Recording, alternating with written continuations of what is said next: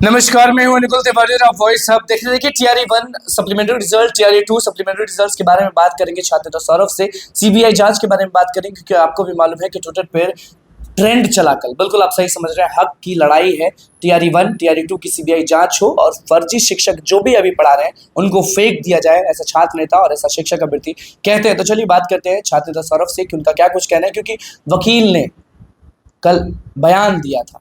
जानते हैं कि टीआरई 1 के सप्लीमेंट्री रिजल्ट्स कब तक आएंगे, टीआरई 2 के सप्लीमेंट्री रिजल्ट्स कब तक आएंगे और अगर ट्विटर से काम नहीं चला तो सड़क पर कब उतरने वाले। सीधे बात करते हैं छात्र नेता सौरभ से और जानते हैं।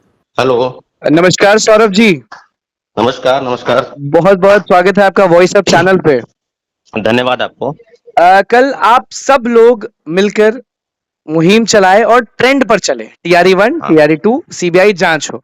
हाँ, फायदा कितना हुआ पहले वो बताएं। देखिए, जाहिर सी बात है कि सबसे पहले कि जो शिक्षक अभ्यर्थी हैं जी, वो उनके मन में जो अविश्वास का भाव पैदा हुआ है, सरकार की जांच यानी जो आर्थिक अपराध इकाई की जांच एसआईटी का टीम गठन हुआ जी, और तीसरे फेज की बहाली में जो पेपर लीक कांड का भंडाफोड़ हुआ और जांच उसी दिशा में आगे बढ़ रही है। तो हम लोग तो कई चीजों पर ध्यान सरकार को आकृष्ट कराना चाहे कि जब पेपर लीक कांड में आरोपियों की जो पूछताछ हुई और जो बयान दे रहे हैं वो उससे जांच के बिंदु पर कहां पर जाएंगे हम जी। तो मांग करेंगे ही ना कि जब वो कह रहा है कि टीआरई 1 में भी और टीआरई 2 में भी और यहाँ तक कि सिविल सेवा परीक्षा बीपीएससी सिविल सेवा जो 64वीं से लेकर 69वीं तक पेपर जो है उसको हूबहू उसी प्रकार से प्रिंटिंग प्रेस में छपने से पहले मुहैया कराया गया। तो इसको पेपर लीक नहीं मांगे तो खुल्लम खुल्ला विरोध, खुल्लम खुल्ला जो है तानाशाही है। इसमें कहाँ कोई है कि पेपर लीक कोई बच के रह गया। तो क्या लग रहा है हम लोग सरकार जो है और जितने भी लोग हैं वो सीबीआई जांच करवाएंगे सीबीआई जांच टीआरई 1 2 को। देखिए, प्रधानमंत्री हम लोग का जो सरकार मुख्यमंत्री जी लगभग 17 वर्षों से इस स्टेट के मुख्यमंत्री हैं जी, और आपको याद होगा कि कोई ऐसे मामले में चाहे पेपर लीक कांड हो, चाहे लाठी चार्ज के मामले हो या छात्र अभ्यर्थियों की कोई ऐसे मामले में मुख्यमंत्री जी की तरफ से बहुत बड़ा संज्ञान नहीं आता है।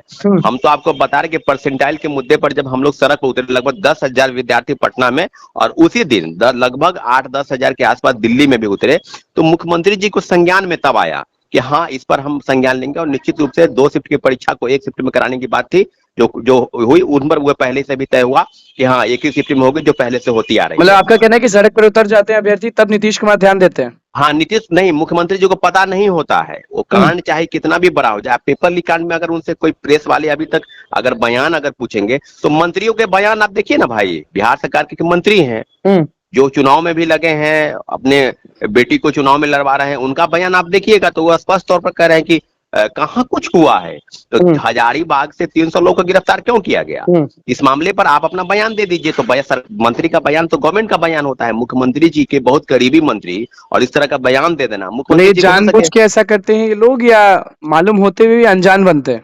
मालूम होते हुए अनजान बनते हैं और इस मामले में जो उद्भेदन हो रहा है उस मामले में कई बड़े लोग की संलिप्तता सामने आ रही है। कई मंत्री, कोचिंग इंस्टीट्यूट के बड़े लोग जिनका पूरे राष्ट्रीय स्तर पर नाम है, उनका भी नाम अगर सामने है तो सरकार की जो गंभीरता इस बात से इनकार क्यों करेंगे जब आप मामले जांच चल रही है। आप कह रहे हैं कि बड़े बड़े कोचिंग जिनका हर जगह नाम है वो भी इसमें शामिल है? हाँ, उसमें शामिल हो सकते हैं, उनमें उनका नाम हो सकता है क्योंकि जो आरोपी विशाल गुप्ता और विजेंद्र जो है, विशाल चौरसिया और विजेंद्र गुप्ता, वो दोनों ने स्पष्ट कहा है कि अगर पुलिस हमसे बयान लेगी तो हम तो कहेंगे ही कि बड़े बड़े मंत्री का और अधिकारियों का बीपीएससी के अधिकारियों और कर्मचारियों की मिलीभगत से थोड़ी ये पेपर लीक हो सकता है बिना नहीं। और 67वीं पेपर लीक में तो कई लोगों के नाम सामने आए, तो हम लोग तो यही ना मान के चले कि 67वीं पेपर लीक कांड में जिस प्रकार से उद्भेदन हुआ, मामले की लीपापोती हो गई, तो अब हम लोग किस तरह से जाएंगे। कल बयान आया है टीआरई 1 के सप्लीमेंट्री पे वकील जी का, उस पर आपका क्या कहना है, उसको किस तरह से देखते हैं?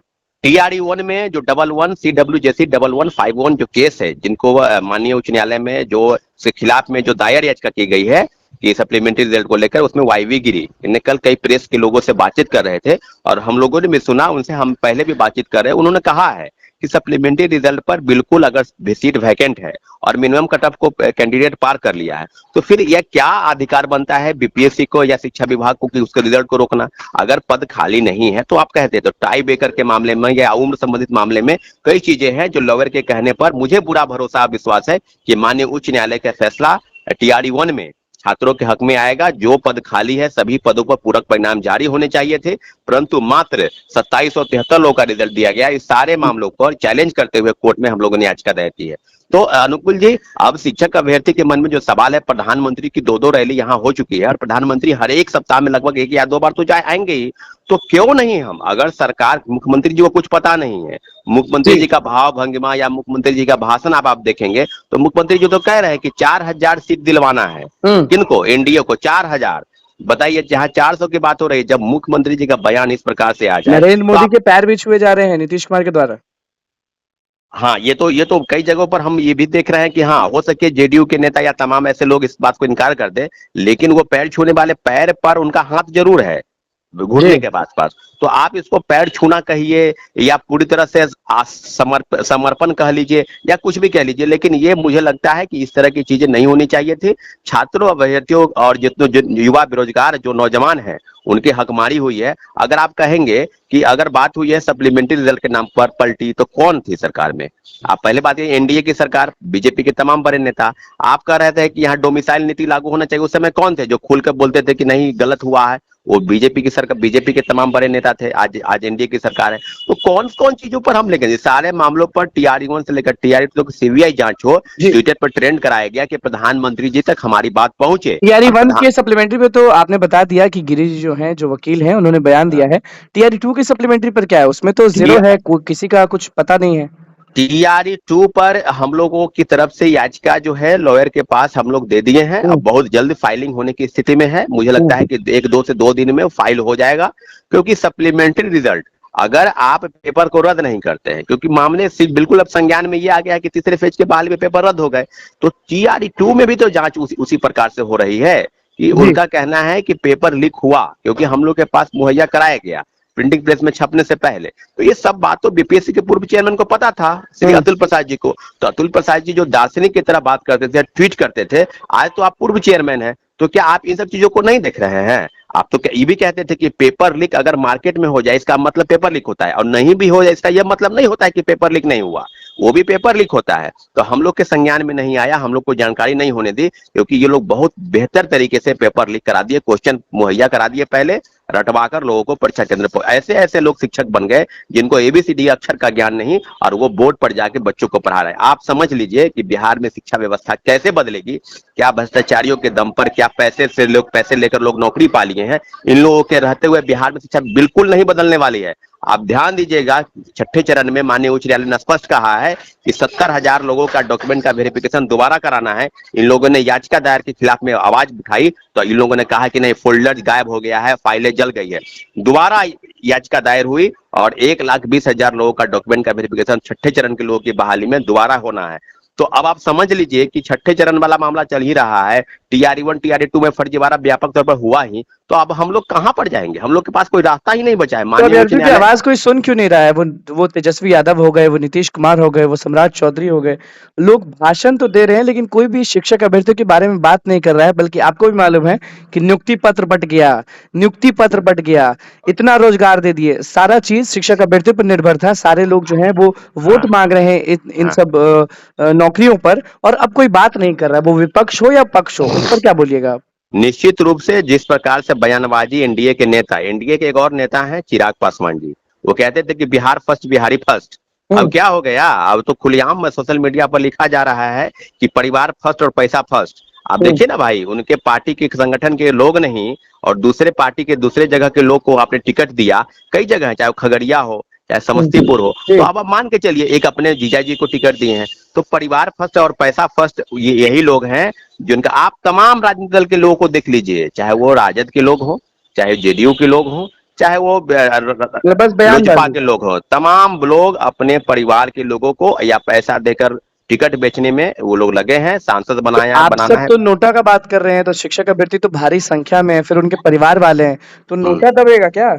बिल्कुल बिल्कुल, आपको बता दें कि शिक्षक अभ्यर्थी ही नहीं, प्रतियोगिता परीक्षा की तैयारी करने वाले सभी लोग, चाहे वो तमाम लोग ऐसे हैं जो कंपटीशन की तैयारी करते हैं, फॉर्म अप्लाई करते हैं बिहार में, वो सब लोग लोकतंत्र में भरोसा करते हैं और लाइन में लगे के खड़े होंगे और जाके कुछ नहीं देखेंगे, ना कमल देखेंगे, ना तीर देखेंगे, ना लालटेन देखेंगे, सीधे जाके नोटा पर बटन आप दबाएंगे। नोटा दबाएंगे कि आप किसी को चुन लिए हैं? हम नोटा दबाएंगे। हम अपना बात भी कर रहे हैं और लोगों का भी बात बता रहे हैं, और कई लोग मैसेज करते हैं कि हम भी नोटा के लिए तैयार है। इस बार नोटा का परसेंट जो है चुनाव आयोग के पर दर्ज कराना है बिल्कुल मजबूती के साथ कि नोटा क्या क्या ये आंकड़ा है, क्योंकि अब हम लोग पर लोकतंत्र पर पूरा भरोसा है, लेकिन इन नेताओं के बातों पर और नेता के जो कार्यशैली है उस जी। पर बिल्कुल भरोसा नहीं है। कोई नेता कहाँ चला जाएगा, आप एनडीए में कभी महागठबंधन में, तो ऐसे चलिए ऐसे लोगों का उनका क्या उनका तो भरोसा है। ठीक नहीं है। यानी छात्र नेता सौरभ आपका यही कहना है कि टीआरई 1 का जो सप्लीमेंट्री है, वो जल्द से जल्द घोषित कर दिया जाएगा क्योंकि वकील ने कह दिया है। लेकिन सबसे बड़ी बात ये है कि जो ट्रेंडिंग आप लोग कर रहे हैं सीबीआई जाँच, सीबीआई जाँच, सीबीआई जाँच, तो टीआरई 2 का कुछ बात नहीं हुआ सप्लीमेंट्री का और उसके ऊपर अगर जाँच अगर बैठता है, तो जो लाखों लोगों का नियुक्ति पत्र मिला था और जो अभी बच्चों को पढ़ा रहे हैं, उनको क्या बाहर फेंक दीजिएगा?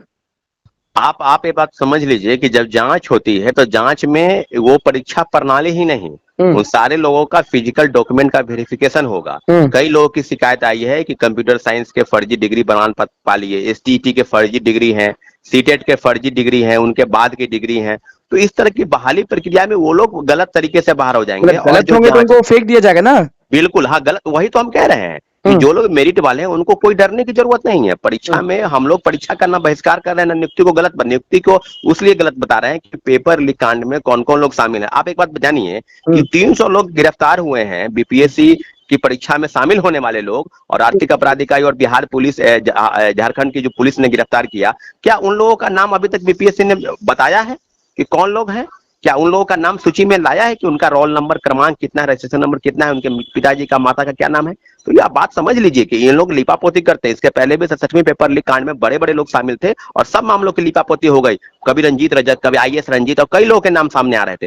तो अब आप समझ लीजिए कि बड़े बड़े लोग जब शामिल होते हैं तो छोटे छोटे मछली को पकड़कर उसके ऊपर कार्रवाई की जाती है, और तमाम चीजें बिल्कुल सरकार के संज्ञान में रहते हुए भी अब हम लोग ये मान के चलें कि किसी की भी सरकार हो, हम लोग युवा लोग एकजुट हैं और एकजुट होकर ऐसे लोकसभा के आम चुनाव में नोटा पर बटन दबाएंगे, क्योंकि अब हम लोग को लोकतंत्र पर पूरा भरोसा है कि ऐसे ऐसे लोग अगर चुन के आते हैं तो आपका कल्याण नहीं, वो लोग अपने कल्याण करेंगे, अपना रोजी रोटी सेकने के लिए लोगों से पैसा लेकर बहाली करेंगे। कहां पर नौकरी रह गई? सब नौकरी तो बेची जा रही है। कोई परीक्षा बाकी है बिहार में क्या, हुँ। जहाँ पे पेपर लीक नहीं हुआ? चाहे पुलिस की हो, चाहे दरोगा की हो, चाहे इन्फोर्समेंट की हो, राज्य की सबसे बड़ी सिविल सेवा का परीक्षा इन्होंने प्रश्न पत्र मुहैया कराया है। तो अब हम लोग कहां पर जाएं? कोई एजेंसी बाकी नहीं रह गई इन लोगों से। ऐसे ऐसे शिक्षा माफिया बड़े बड़े लोग के हाथ में, चंगुल में जाके फंस गई है। माननीय मुख्यमंत्री जी से नहीं अब कहेंगे, अब प्रधानमंत्री जी को बताएंगे कि आप ये बात जान लीजिए कि यहाँ की सरकार किस प्रकार से काम कर रही है। अगर आप दोबारा प्रधानमंत्री, तिबारा प्रधानमंत्री बनते हैं तो आपका भी कर्तव्य बनता है कि बिहार में पेपर लीक कांड जो बरसों से फल फूल रहा है उसको समाप्त किया जाए, और इस तरह की चीजें अगर होगी तो निश्चित रूप से गरीब, अनाथ, असहाय और मध्यम वर्गीय परिवार के बच्चे जिनके हुँ, भविष्य के सपनों के साथ बुनकर आगे आ गए हैं, जी। उनका भविष्य इसी प्रकार से रौंदते हुए लोग आगे जाएंगे, और किसी को नौकरी नहीं मिलेगी। लाख आज कभी 20 के हो जाएंगे और उनको 30 होने में समय नहीं लगेगा, और 30 जो है उनको 40 होने में समय नहीं लगेगा। निश्चित लेकिन रूप से नौकरी नहीं मिलेगा। बहुत घोर विडंबना है चल इस राज्य सरकार की। हाँ, जी, ट्विटर तो आपने कर लिया अगर कितने दिन देखेंगे, कितने दिन इंतज़ार करेंगे कि आप लोग का भला होता है कि नहीं? अगर भला नहीं तो होगा तो सड़क पर उतरेंगे?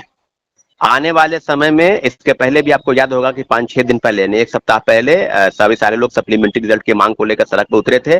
अब हम लोग जांच पर इंतजार कर रहे हैं कि टीआरई 3 की जो जांच हो रही है उसमें कहां तक आती है। अपराध इकाई ने जांच को पहुंचाया है, लेकिन इतना जरूर है कि हम लोग इंतजार, अगर इंतजार नहीं होता है तो फिर इस जो आचार संहिता लागू, इसके बावजूद भी हम लोग को सड़क पर उतरना पड़े लोकतांत्रिक तरीके से, तो हम लोग उतरने के लिए तैयार हैं। लगातार विरोध प्रदर्शन होगा, क्योंकि सरकार की गंभीरता इस बात पे है कि अब हम लोग को आप लोग से मतलब नहीं है, हम लोग को बस सत्ता बनाना है, किसी प्रकार से एमपी बनाना है, सांसद बनाना है, सरकार बनानी है, सरकार गिरानी है। इन्हीं सब चीजों से मतलब है। अब हम लोग का भी मोह भंग हो गया है कि कोई भी सत्ता में है, चाहे एनडीए हो, चाहे महागठबंधन हो, सभी लोगों से अब हम लोग को कोई सरोकार नहीं।